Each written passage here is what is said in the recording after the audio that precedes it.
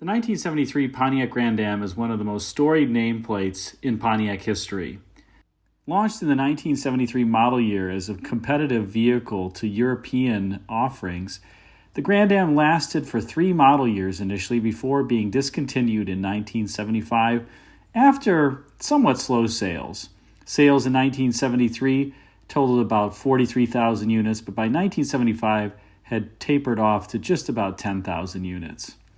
The Grand Am nameplate was revived in 1978 through the 1980 model years, again to impart a European flair to the Pontiac lineup, and then was discontinued again in 1980. Sales of this generation Grand Am, which was offered as a trim line on the Le Mans, really totaled no more than a few thousand units per year.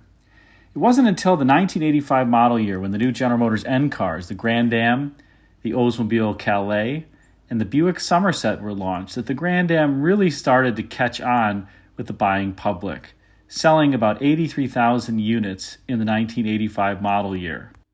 The 1985 Grand Am was an excellent seller over its lifetime from 1985 to 1991, often selling between 150 and 200,000 units per year.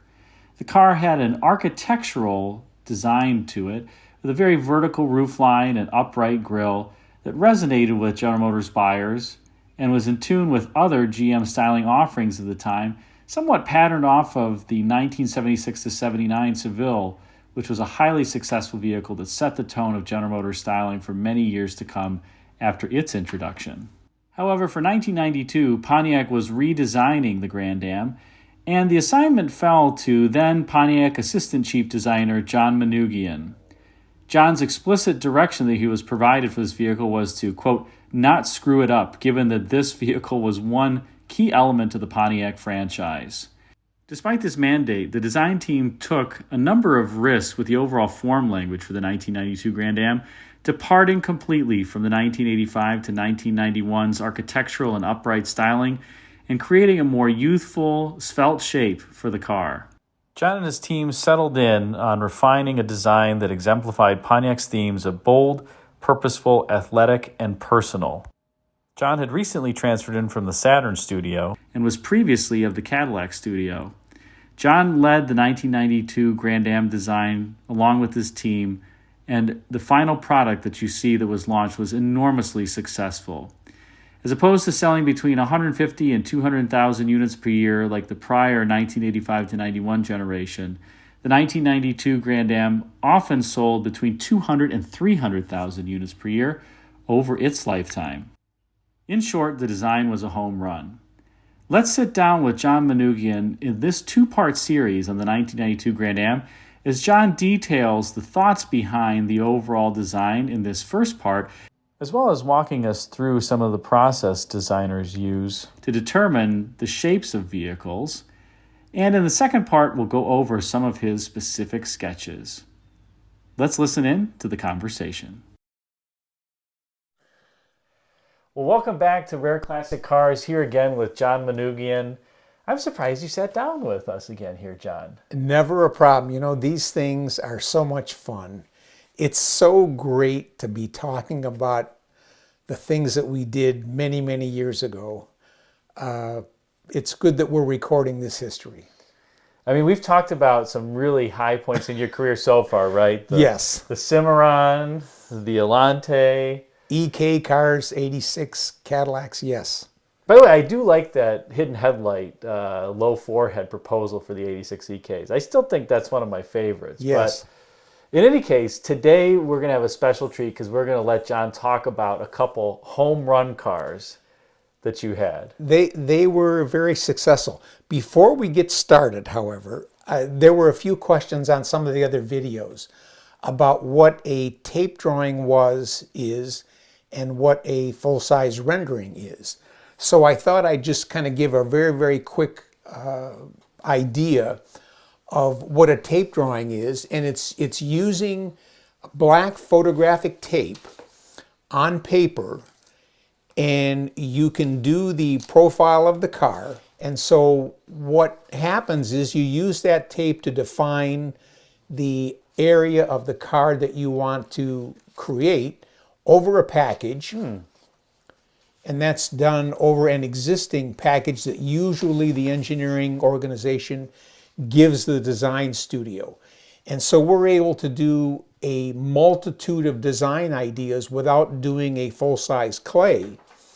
And then you keep developing these till you get a full-size clay done, and also do the interior. And then the end result, which is what we showed the last couple times, is a full-size tape drawing. This one happens to be a Grand Am proposal for the 92 Grand Am.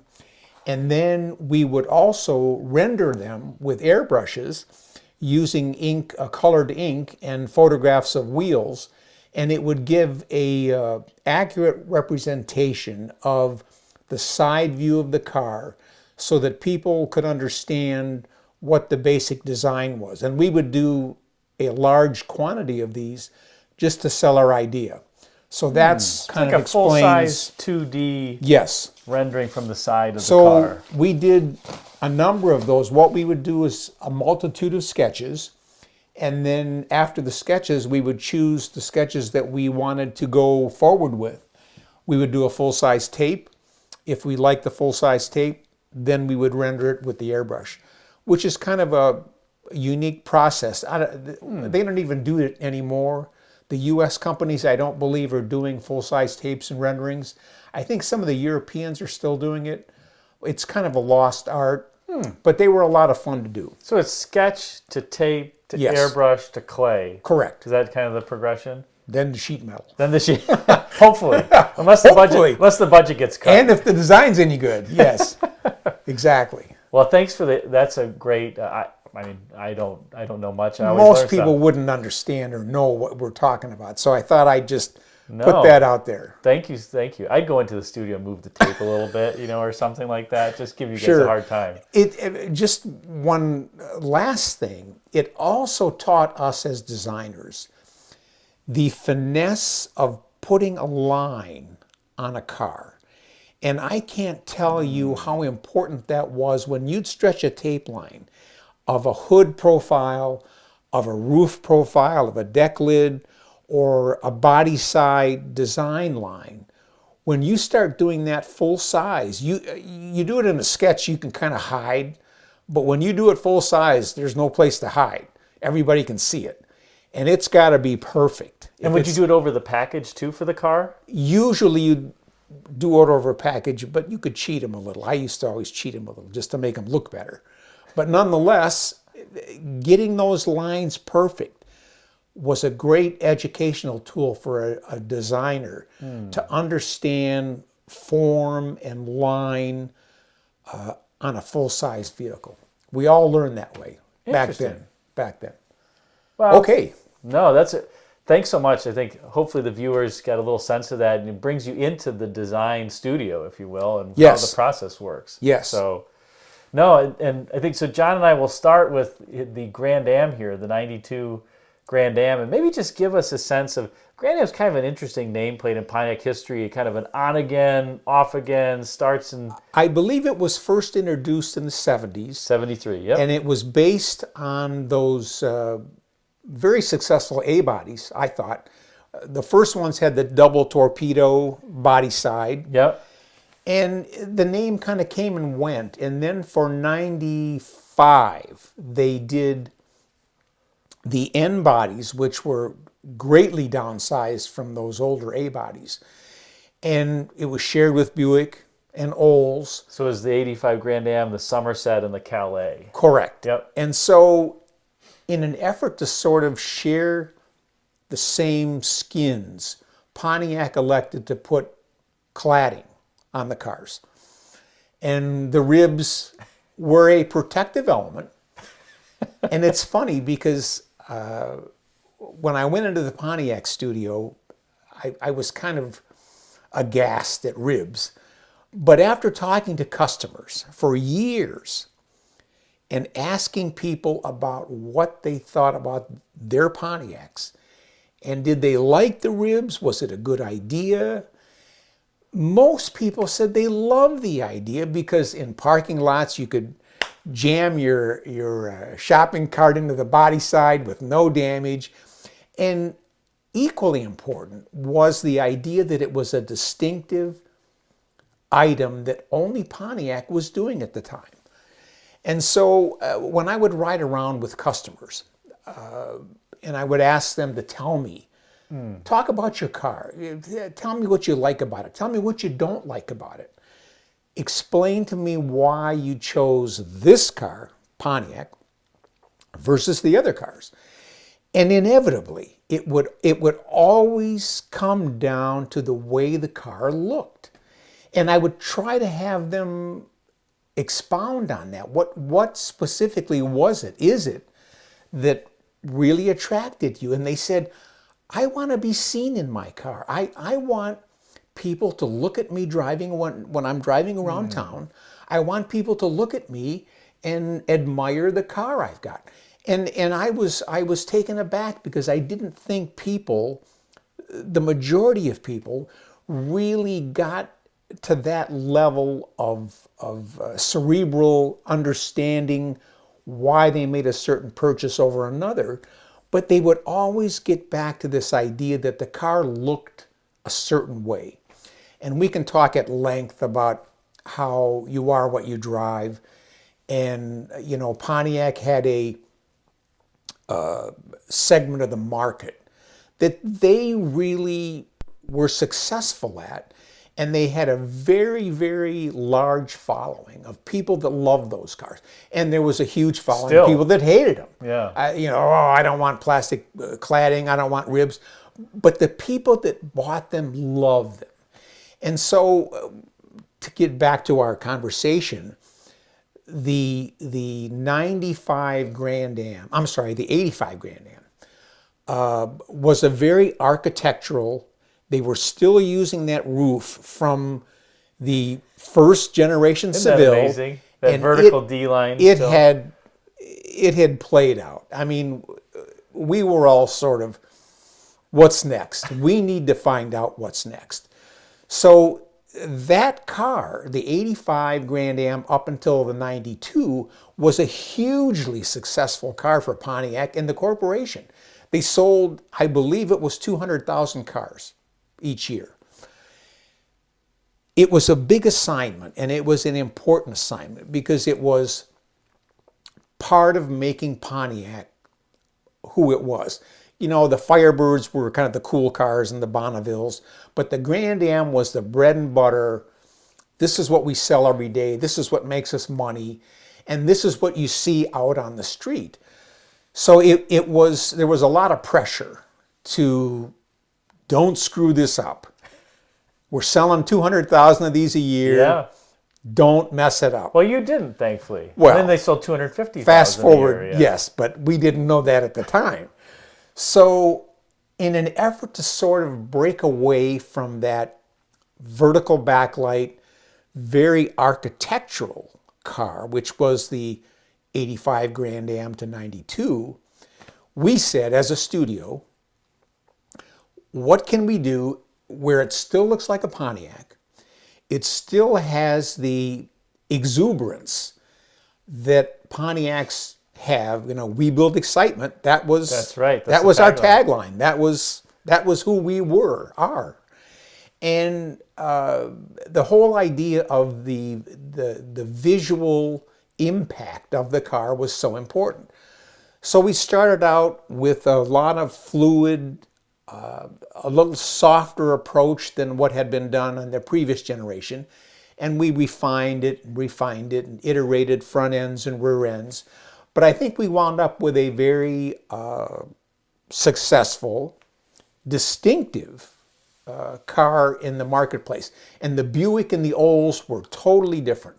The Buick Skylark had kind of a rising crease line in the lower with sort of semi-skirts. You didn't have the bird beak on the Grand Am either. No, we did not.